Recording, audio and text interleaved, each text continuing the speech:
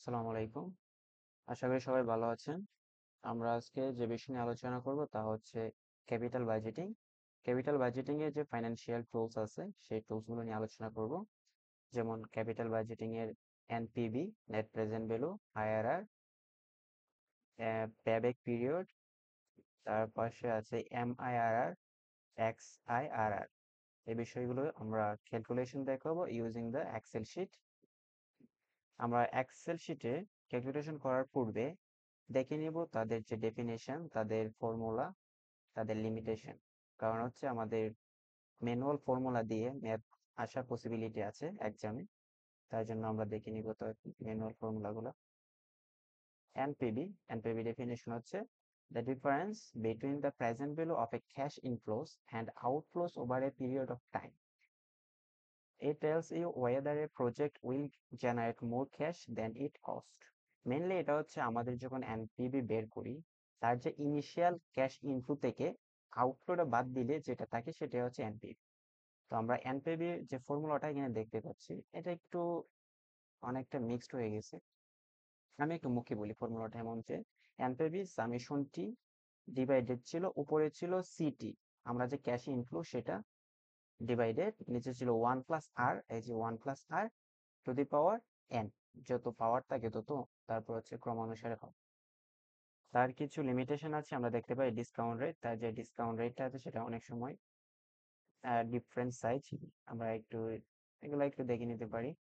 আর আমরা আইআরআর কখন অ্যাকসেপ্ট করব, যখন আইআরআর গ্রেটার দেন জিরো হবে তখন আমরা, I mean NPV greater than zero, তখন আমরা এটা অ্যাকসেপ্ট করব। নেগেটিভ আসলে আমরা অ্যাকসেপ্ট করব। আইআরআর কি? Internal rate of return. ডেফিনেশনটা আমরা দেখতে পারি, IRR is the rate at which NPV zero, it represent the project expected rate of return.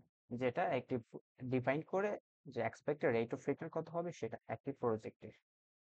তার ফর্মুলাটা, এই ফর্মুলাটা এটা অনেকটা ইজি ইজি হয়ে গেছে, যেটা হচ্ছে মিক্সড হয়ে গেছে। আমি একটু বলছি ফর্মুলাটা, কারণটা হচ্ছে আমাদের ম্যানুয়াল ফর্মুলা দিয়ে আসতে পারে এক্সামে, তারপর পাশাপাশি আমরা বলতে পারি এক্সেলে করার জন্য, যেহেতু এক্সেল থেকে অনেকটা ডিফারেন্ট ফর্মুলাটা, ম্যানুয়াল ফর্মুলা।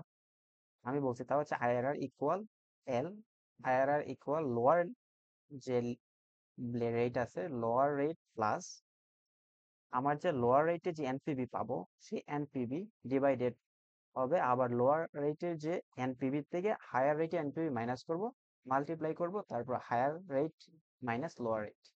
সেটা হচ্ছে মেনলি, আবার যদি আপনারা সার্চ করে অনলাইনে পেয়ে যাবেন। তার কিছু লিমিটেশন আছে, দেখে নেবেন। Payback period হচ্ছে time it takes for the project to recover its initial investment. I mean যখন আমাদের যে ইনভেস্ট করছি, যে ইনভেস্টকৃত টাকা কত সময়ে ব্যাক করবে।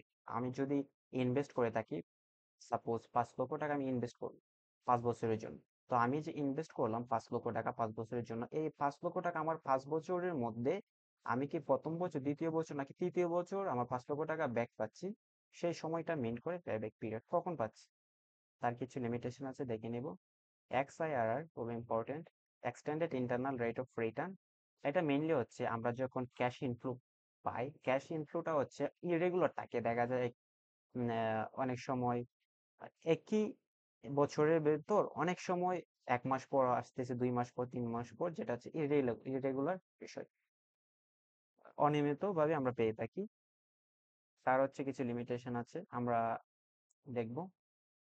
এমআইআরআর modified internal rate of return, এটা হচ্ছে মেইনলি অনেকটাই সিমিলার আইআরআর এর সাথে, বাট এটার মধ্যে জাস্ট খালি আমাদের রিইনভেস্টমেন্ট একটা রেট থাকবে, আমরা রিইনভেস্টমেন্ট রেট অথবা ফাইন্যান্স রেট যাই বলি থাকবে, সেটা হচ্ছে এমআইআর।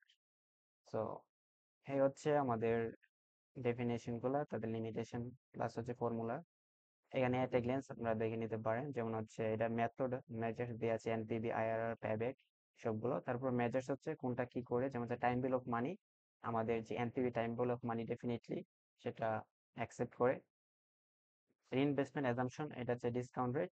মেন লিমিটেশন যে দেয়া আছে আইআরআর এর ক্ষেত্রে, এনপিভি সবগুলোই অ্যাকসেপ্ট করে, বাট পেব্যাক পিরিয়ড কিন্তু time bill of Manike accepted করে না, আই মিন সেটা কে ডিফাইন করে না, ঠিক আছে, সেটা বলা আছে। তাকে এগুলো আমরা দেখে নিতে পারি।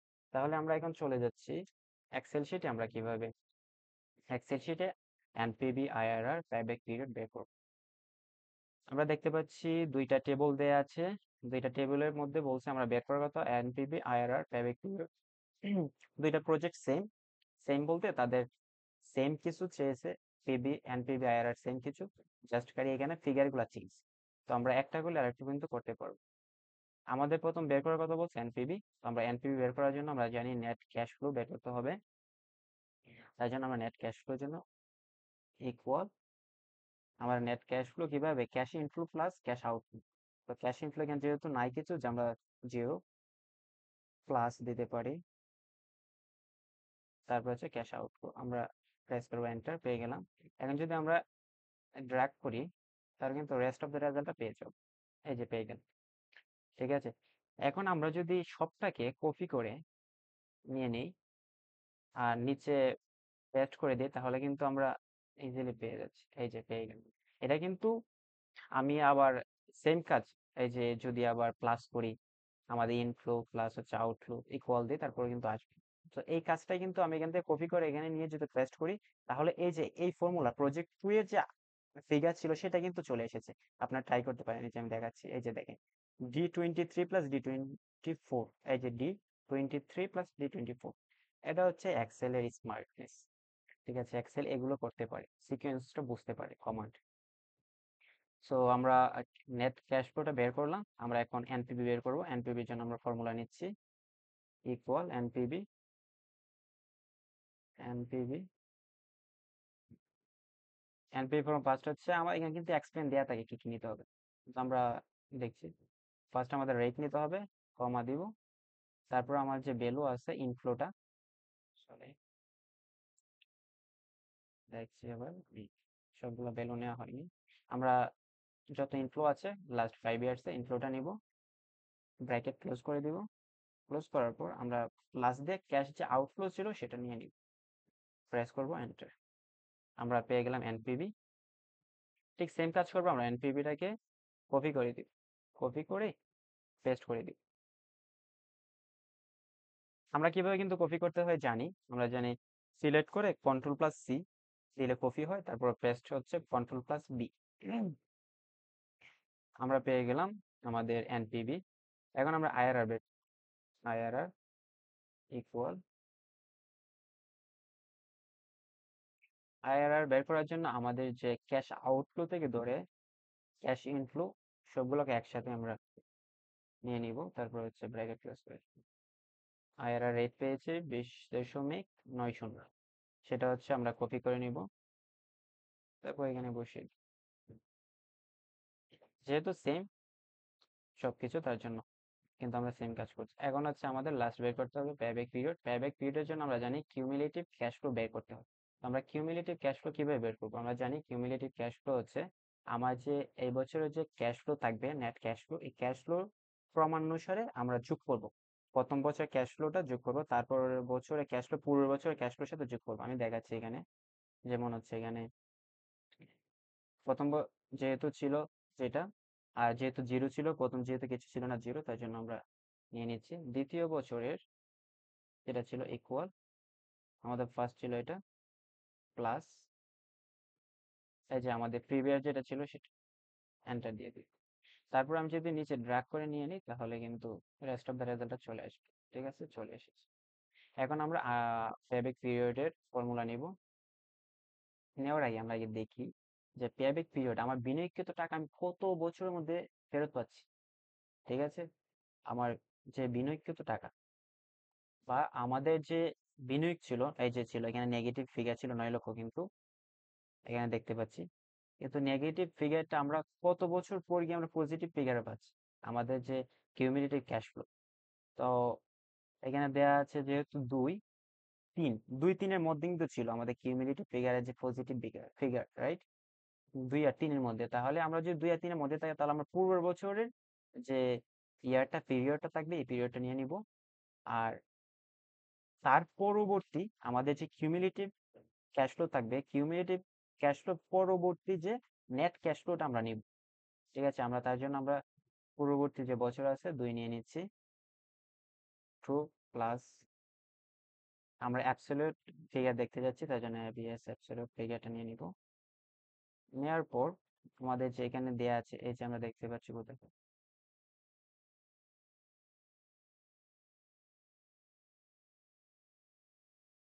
সো আমাদের যে কিউমুলেটিভ কিউমুলেটিভ ক্যাশ ফ্লো যে নেগেটিভ যে ভ্যালুটা ছিল সেটা নিব। এরপর স্ল্যাশ আমি ডিভাইড করবো, তার জন্য স্ল্যাশ নিব কিবোর্ড থেকে।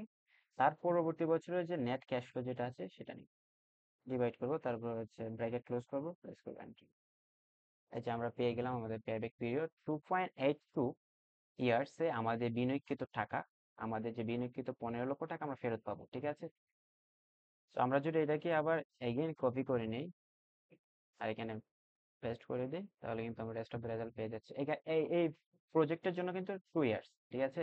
আমি কিন্তু যে পেস্ট করে দিচ্ছি এটা কেন হচ্ছে, কারণটা হচ্ছে এক্সেল কিন্তু এই কমান্ড গুলো বুঝতে পারে। আমি পেস্ট করছি কিন্তু এটার পেব্যাক পিরিয়ড, কিন্তু এটা কিন্তু বের হয়েছে 2 ইয়ার্স এইটার জন্য প্রজেক্ট, কারণ হচ্ছে এটা কমান্ড, এই যে কমান্ড আছে সে কিন্তু বুঝতে পারছে যে এই প্রজেক্টের জন্য বোঝাচ্ছে, ঠিক আছে। তো এর পরবর্তী যে সেটা আমরা দেখবো এখানে এমআইআরআর পাশাপাশি এক্সআইআরআর, যেটা আমরা আগে দেখে এসেছি। এমআইআরআর আর এক্সআইআরআর কি, এমআইআরআর ক্ষেত্রে একটি রিইনভেস্টমেন্ট রেট থাকবে, যদি রিইনভেস্টমেন্ট রেট না থাকে তাহলে আমাদের যে কস্ট অফ ক্যাপিটাল যে রেটটা থাকবে সেটা আমরা দুইবার নিয়ে মাল্টিপ্লাই করে দিব, তাহলে আমরা পেয়ে যাবো। ফার্স্ট আমরা আইআরআর বের করি,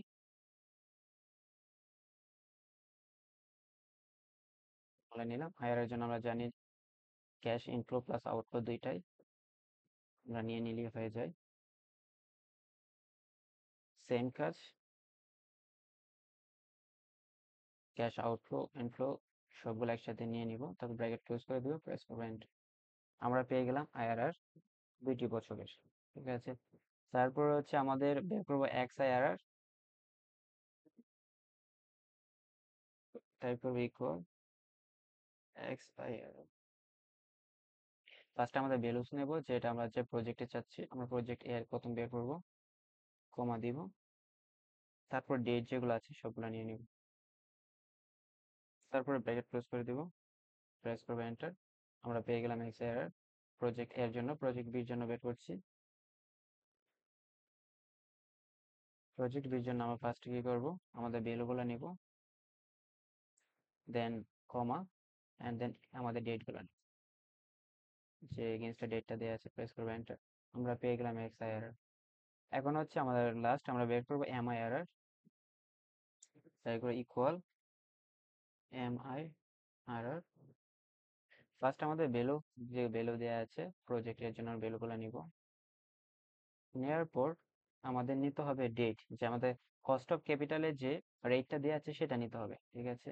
এই যে আমাদের কস্ট অফ ক্যাপিটাল রেট কিন্তু রিকোয়ারমেন্ট দেওয়া ছিল 12%, 12% নিয়ে নিলাম। দেন আমাদের বলছে রিইনভেস্টমেন্ট রেট, আমাদের রিইনভেস্টমেন্ট রেট যদি না থাকে আমাদের কস্ট অফ ক্যাপিটাল যে রেটটা থাকবে সেটাই নিয়ে নিব। তো এগেইন আমরা নিচ্ছি, দেন ব্র্যাকেট ক্লোজ করে দিচ্ছি, ক্লোজ করেছি এন্টার। এই যে আমাদের এমআইআরআর পেয়ে গেলাম। প্রজেক্ট এর জন্য, প্রজেক্ট বির জন্য আমরা বের করবো